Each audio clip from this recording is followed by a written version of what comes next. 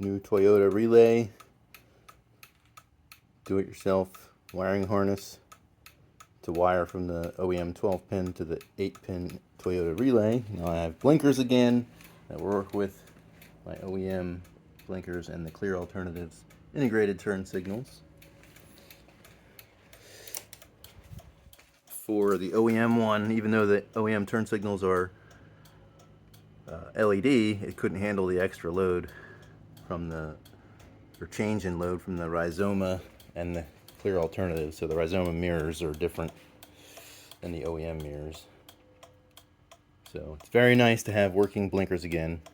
They would prior only work for 2 or 3 blinks, and then the OEM relay would shut off. And then if I tried using hazards, it wouldn't work at all. So now I have working hazards again. But I rarely use the hazards. You know, it's nice if you were pulled over on the side of the road for some reason.